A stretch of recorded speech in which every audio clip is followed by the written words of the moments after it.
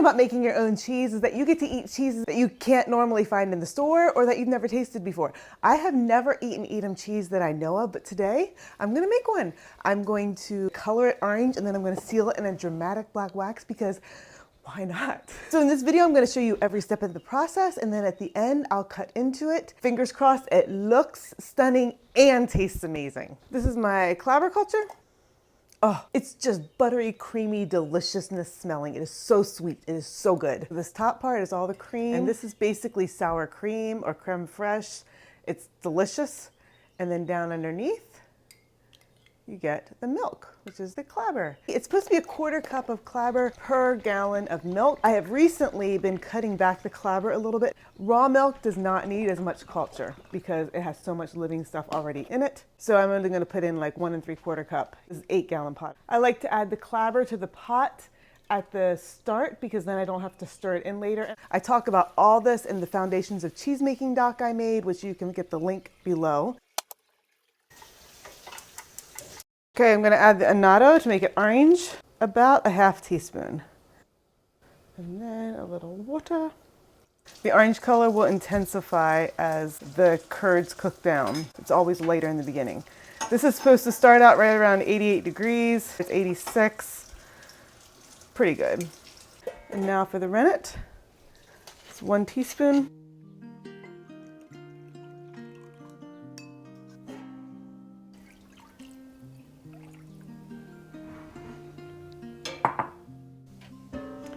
And now this sits for about 30 to 45 minutes. You can see how it's slowing down. It's already setting up. It's been 40 minutes, so testing for a clean break. First, you can jiggle the pot, wiggle. It looks solid. And just cut in. Yeah, I think it's a clean break.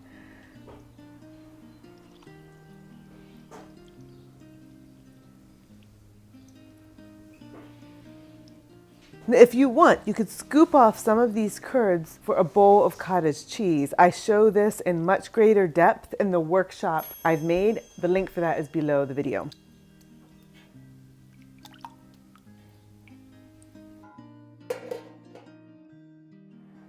Okay, the goal here is to now reduce this by 1/3 and then add back in 150, 160 degree water to raise the temperature of these curds to about 102 degrees. Here I have a pot of hot water from the tap and I'm gonna add some boiling water to it. I don't usually bother to temp this, I just know it's quite hot. And then you wanna break up these curds first because the hot water is gonna hit and you want it to be able to like move through here fairly easily. You work with this part in stages, because you don't want to heat them too quickly. So get all the hot water from one batch incorporated and then add some more and just keep going like that till you get it to temp. Okay, right now it's at 99 degrees. I need to go up just 3 degrees. So I have 2 options. I can either turn the heat on and just heat it for the last 3 degrees, or I could add some like straight up boiling water, trickle that in. I think I'm gonna take out a little water and then add in some boiling water. I'm going to be stirring this and cooking this for, 20 minutes. So I want to reduce the amount of whey in here so it's not splashing around. So I'm going to drop it lower than it should be. Adding some straight up boiling water. We're at 101.5, which is perfect. So now I'm going to set the timer for 20 minutes or so and just keep stirring these. And when they're done, they're done. Breakfast break, yogurt. And I'm having a smoothie that was in the fridge.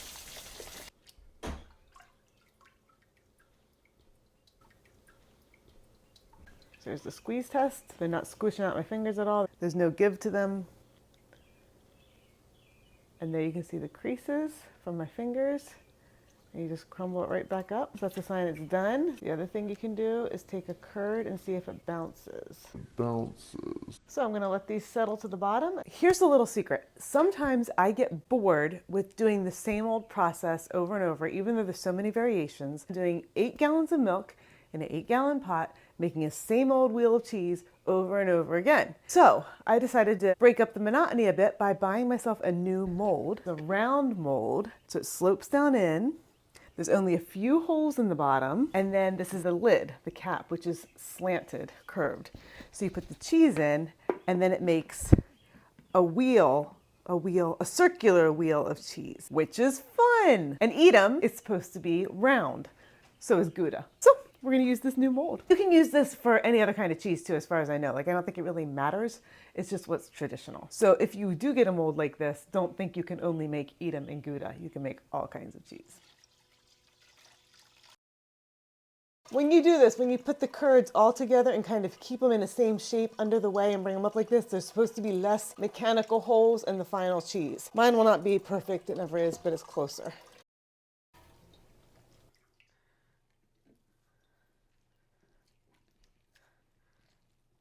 Okay, this isn't gonna work. This is to go long ways. There it goes. That's not gonna be perfect the first time around because it doesn't really matter. I'll shake out all those. What? Oh, this made the noise. It screamed at me. Now the problem is that when you do 8 gallons, it doesn't fit into the mold. It's too tall, so I have to press it down a little bit more to get it into there. Let's see. Okay, hon, can you come help me? Yaha. This gets pressed at low pressure for about 8 hours. I'll be flipping it regularly, smoothing it out, not adding much weight to the bucket. There's not much water in it at all, and it's slowly just increasing the weight over the next few hours. Now you can see how this is almost touching right here. So as this goes down, this drops.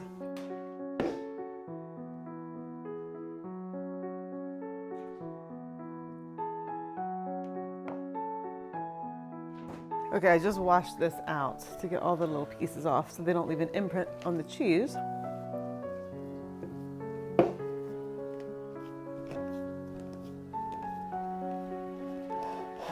Sometimes I cover this over with that, but other times I just put this directly on top and it's good enough. I think it's fine.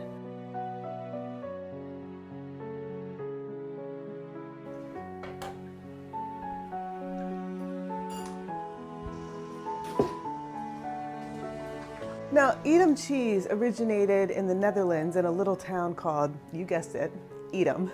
It's basically like a Gouda, but it has less fat in it, and then it is typically sealed in a red wax. It's supposed to taste mild and salty, smooth and creamy, just an all-around, easy-tasting cheese.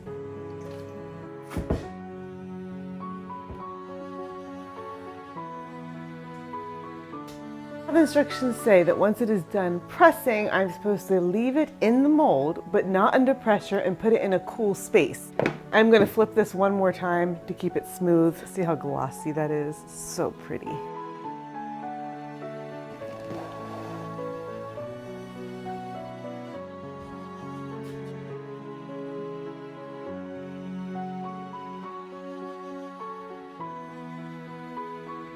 £8, 2 ounces.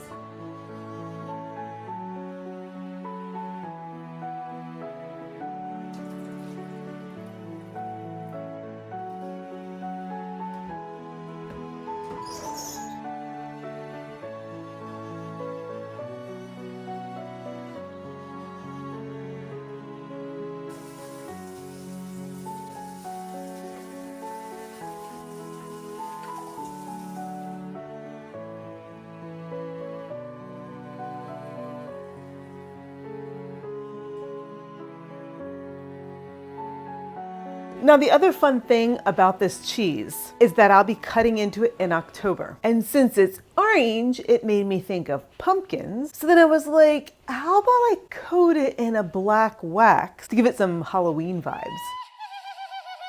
So now, not only am I learning to work with a new mold, I'm also learning how to wax cheeses. I've already waxed one before and I used a brush.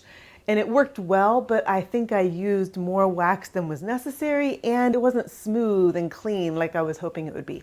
So I bought more wax and I'm switching to a bigger bowl, and my goal is to dunk this cheese in the wax. This will be the first time I'm doing this, so wish me luck.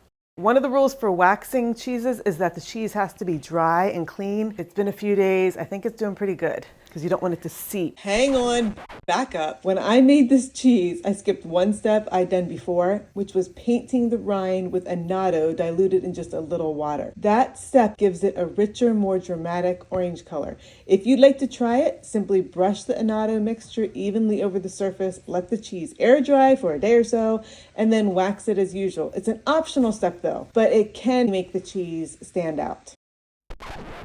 So I'm going to heat up this old wax right here and this new wax, because I'm going to dump this wax into here and consolidate it all into this one bowl. Just bought this from Amazon. When you work with wax, get an old metal bowl that's all bunged up. You can either find it at the thrift store or just mine your own cupboards and pull out whichever bowl you like least. That is now your cheese wax bowl, and it will live on your shelf. This little bit of wax on the knife, it will wash off with hot water and soap.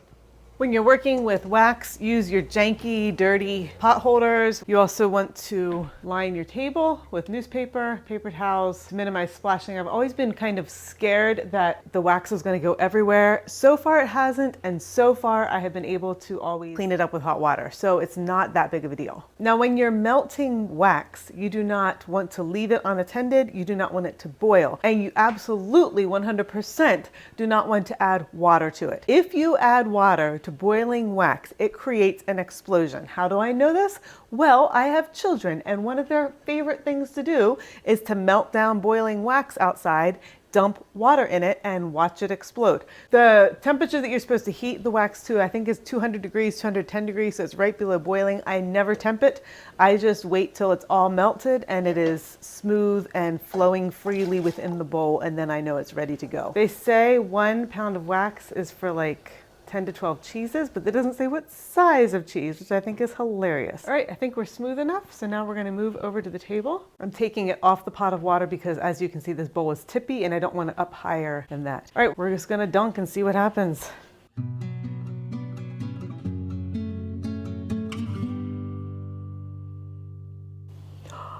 at that, how pretty that is. Gonna let it dry for a second. It dries pretty quick. This is so hard to hold.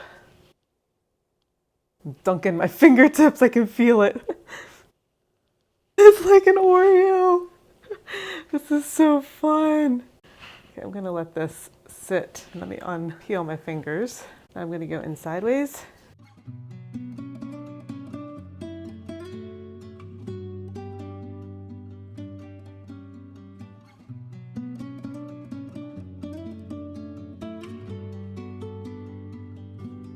I'm going to start repeating. This side obviously needs more. You don't want to have any holes. Kind of looks droopy. Oh well.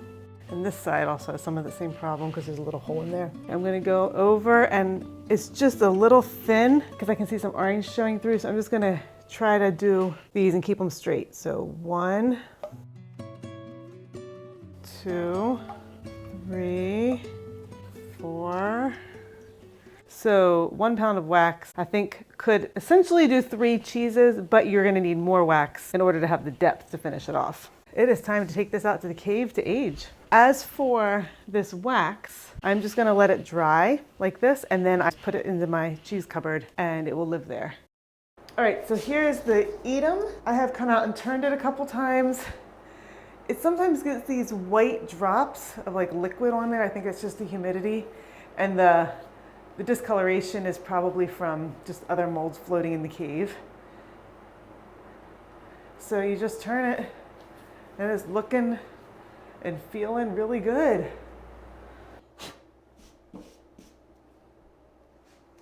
Okay, it is time to taste the Edam cheese. It's been almost 3 months, and we're 1 week out from Halloween, so it's kind of like our spooky ghost cheese. Woohoo! Huh?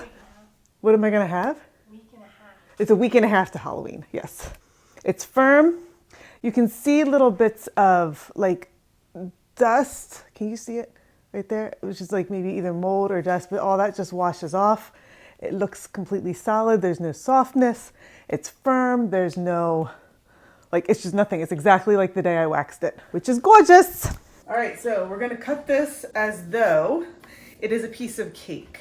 Haha, it's kind of hard. Come on, baby. Oh my goodness, it's like really hard. In a good way, it's hard in a good way. Ooh, look, some cheese came up. That's nice. I should wash this off first before I do it again. Now the blade is warm, so hopefully it will slice easier. It does. Oh my gosh, you guys, this is fun. Look. Look at that. Okay, here's the thing about wax. look, it just peels right off. You just peel it off, no big deal. And this could be saved for melting down again, but I have not been doing that because I like sharing the cheese wrapped in the wax. It's pretty, and I don't know. Maybe I will eventually, but I just haven't yet.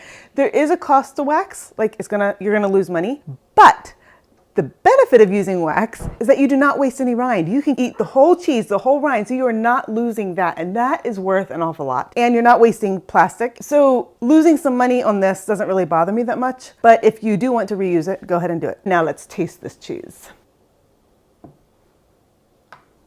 All right, it bends, but then it breaks, so there's a bendiness to it. This is so good. It is mild, creamy, it's just the right amount of saltiness. It is soft, no weird flunks, no weird funks whatsoever. It has a really delicious mouth chew, like, It is so good. Everyone will love this cheese. If you don't like it, it's because you don't like cheese or because you're a loser. Like, it is so good. Let's melt it and see how it turns out. Oh, and if you notice the outfit change, that is because we were shooting photos for the thumbnail and my other outfit was too dark. So I didn't do anything bad. It's fine. It's still me, still same day. Everything's cool. It appears to be melting just fine. So yeah, it clearly melts. Ooh, I just dropped it on the floor. Oh well, there's more. I got lots of cheese, guys. I can eat cheese all day if I want, and I might want. There's nothing unusual or weird or like, it's not an exotic cheese, but it might be one of the best cheeses I've ever made. Like, it's just the perfection of mildness, saltiness, creaminess, a nice chew. Like, it is a solid, deliciously wonderful cheese. And I think it's because of the wax. That's my theory. I think the wax really makes a difference. I had made one before, like I showed you, and I opened that last week and it was equally as amazing. So I immediately ordered 10 more pounds of wax, and I now have smoked 2 Goudas, and I have them aging in red wax, and I'm making more Edam cheese, and that is going to be aged in the black wax. And I'm going to just start aging as many cheeses as possible in wax, even though it costs money, because it saves on cheese, it saves on rind development, it saves on everything, and it's better than backpacking, and it's not hard to do. Come in, you got to have a taste of this. What do you think? Yep, it's like a mild cheddar. Mm-hmm. So I'm going to backpack this into wedges, and then we just pull out this delicious cheese whenever we want. The wax all falls off. It would be really, really easy to just take it off, but I like how it looks in the pack. So fitting it into here is kind of tricky because it wants to fall off. So this might be a stupid, pointless endeavor, but on the other hand, that's what beauty is, a pointless, stupid endeavor. So, you know, vanity and all that, that works. Pretty. It's like slices of Halloween pumpkin candy. It's just like dry. It's totally fine. You can eat it. And little bits of wax, they're edible. Don't worry about them. It's all good. Woohoo! Now that you've seen how to make this Edam cheese, hopefully you are feeling inspired to try it yourself. But following a recipe is only part of cheese making. Understanding why each step matters and how they are interconnected is what makes everything click. So if you're new to cheese making, I made a video where I break the entire process down into 5 simple stages. It's the foundation of cheese making. And once you understand it, the whole process will make so much more sense. So check out that video here, and happy milk slinging.